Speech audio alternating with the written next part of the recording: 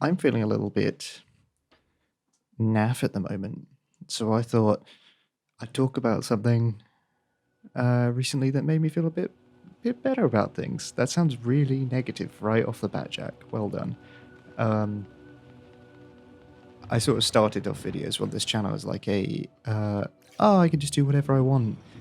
I could just, put as much effort in as I want, and then proceeded to do none. But I'm not going to talk about this on a meta level too much. What I wanted to talk about was Cocoon. In case you weren't aware of what Cocoon is, um, it's I suppose, ambient puzzle game is the best way to describe it. As you can sort of see, you are a bug-like guy in an alien world, and you only have up, down, left, right movement, and one button for interacting with the environment. And it's incredibly simplistic in its controls, but it's quite complicated in its concepts because while you can sort of see on the video right now, it's got like a simple sort of platforming and buttons puzzle. The main concept of the game is that every single level of the game is an item within the game itself.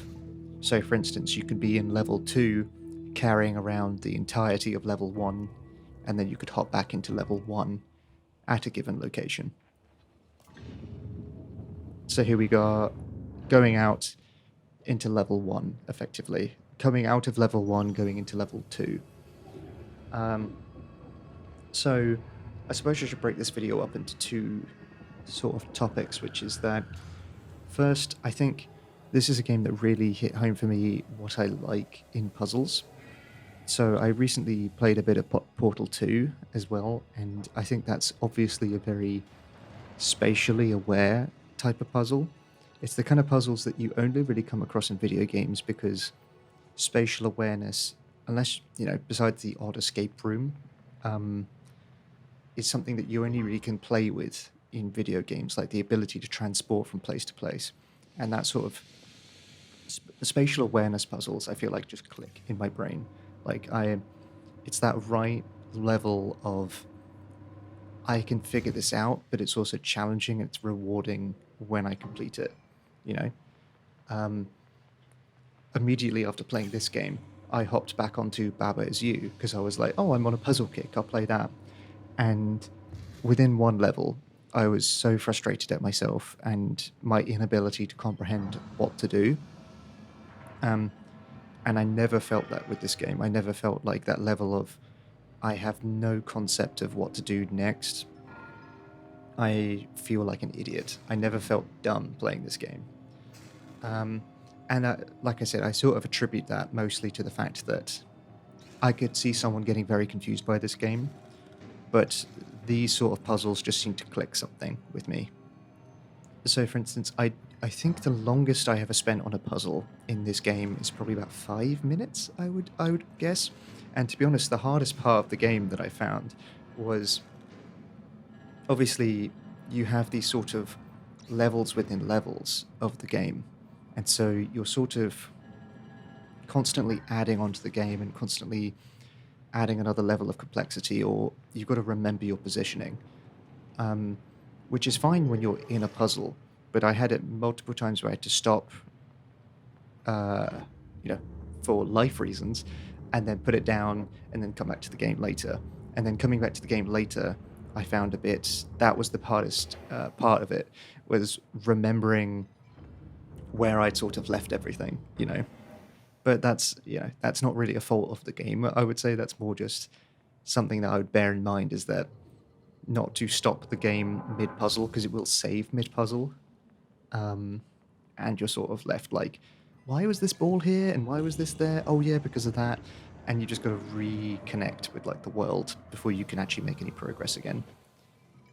Tied in with that, me not finding it too difficult. That's not to say that the puzzles don't get harder and they don't get they're not consistently satisfying throughout.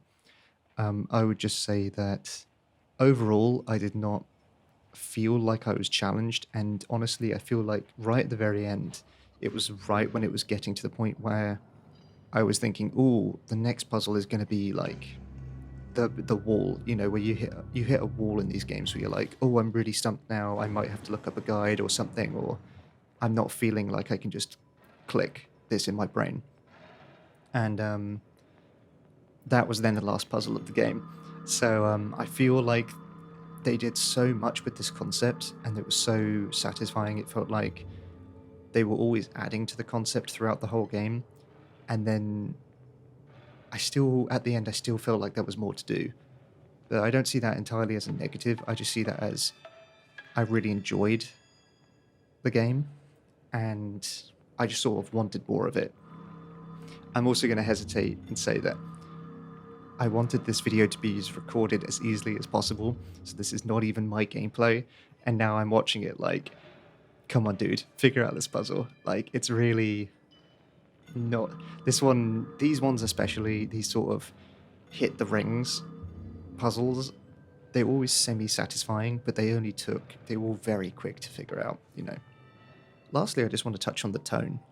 You know, I think what I really liked about the fact with the simplicity of this is that, like I said, there was simplicity in the control scheme, simplicity in... While the concept got more complicated, it's a very clear concept. And then the world and the ambient tone, I don't feel like I have to tune into dialogue. I don't feel like I have to be watching out for secrets and clues, because all the puzzling concepts are right there. You know, it's all on the surface. And so I actually found this like a very meditative experience to play.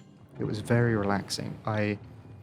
Early on when I was enjoying it, I sort of thought, oh, maybe I should stream this game because I'm enjoying it. And then immediately I just realized, no, because this is something that I'm really enjoying, just zoning out for half an hour and just playing this.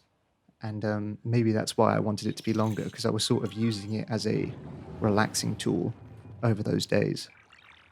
So yeah, this is just a short video really, just to recommend Cocoon for all those reasons I mentioned, and to say if anyone else can think of any similar games that have a sort of similar feeling to what I'm describing, where I wouldn't go so far to call it a cozy puzzle game, because I feel like that really does have the connotation of you don't have to think too much, it's quite easy, but something that you could sort of get into a flow state. I feel like the word flow just kept coming into my mind while I was playing this, because every single puzzle just seemed to naturally lead into the next.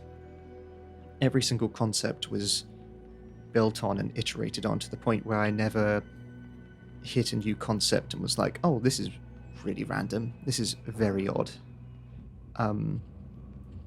Like this creature here with this sort of weird tongue-driven animatronic guy.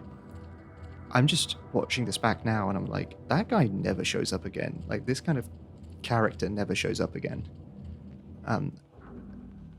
But yeah, I think it's a good thing to come away from it feeling like they clearly did a lot of work and like seeing how does this feel like the game is progressing.